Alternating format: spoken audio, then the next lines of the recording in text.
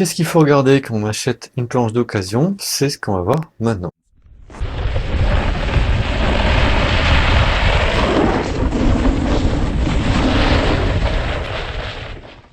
Salut, alors je vous l'ai déjà dit, une planche qui a un noyau en bois, elle est potentiellement éternelle, une planche ou un ski, parce qu'en fait, la résine époxy qui lie les matériaux entre eux, les protège de l'humidité, protège le noyau en bois, et en fait, ça rend l'ensemble quasiment indestructible en fait, hein. Ça pose d'ailleurs des problèmes de biodégradabilité, c'est pas biodégradable du tout, ni la résine, ni les semelles.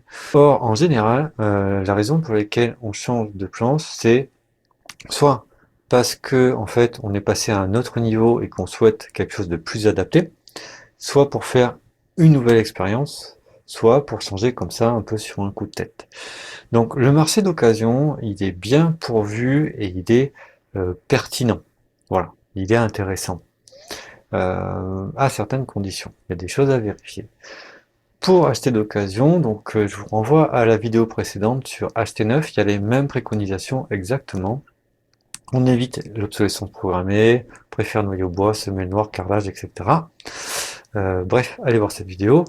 Pour les skis, attention par contre à ne pas vous faire vous fourguer des skis droits, hein, sans cette forme en taille de guêpe qui est caractéristique, hein. Je vous montre sur mon super ski là. Voilà, cette forme en taille de guêpe, c'est pas la peine. Voilà. Ça vaut rien. Donc ensuite que faire?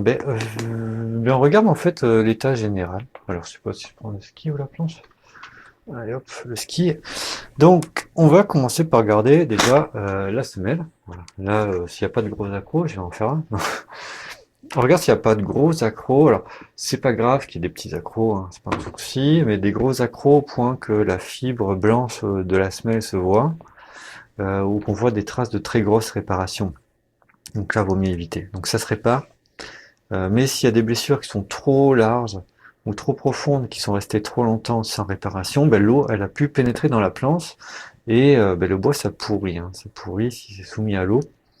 Euh, voilà. Donc vérifiez bien l'état de la semelle générale.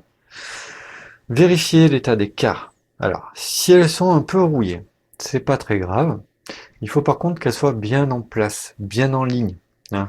Regardez bien la forme. Il faut qu'elles, comment dire, faut pas qu'il y ait d'enfoncement ni de petites déformations. Voilà. Pour l'usure, regardez surtout au niveau où sont les pieds. Donc sur les skis, sous les pieds, et sur les planches, là et là, quoi, sous les pieds, surtout le pied arrière. L'arrière, au côté du talon du pied arrière. Ça, c'est surtout les glisses de débutants intermédiaires, glisses dérapées. Ça abîme beaucoup les planches, beaucoup plus qu'en glisse coupée. Et on a souvent beaucoup d'accros sur l'écart. Donc il y a une solution pour remettre en vie ces carres, donc je vous la donne en fin de vidéo. Mais bon, grosso modo, attention à bien vérifier que les carres sont en bon état. Il peut y avoir quelques pets, mais s'il y a vraiment beaucoup de pets, c'est mort. Vérifiez aussi l'état des flancs. Donc ils sont soit avec un genre de plastique comme ça sur le côté, ce qui est le mieux en général, soit c'est le même imprimé du dessus qui vient hop border jusqu'au quart. Donc vérifiez qu'il n'y a pas de fêlure trop large, de parties manquantes, de décollement, de déchirure, parce que ça indiquerait que l'eau pénètre en fait dans le noyau depuis très longtemps et donc que ça euh, pourrit tout simplement. Autre point, testez le flex. Ça, je vous en ai déjà parlé dans la vidéo précédente et dans la vidéo sur le flex. Allez le voir, c'est très intéressant, c'est très important parce qu'avec le flex, on va pouvoir détecter s'il y a un comportement anormal ou quelque chose d'endommagé dans la planche ou dans le ski. Donc c'est quelque chose à faire.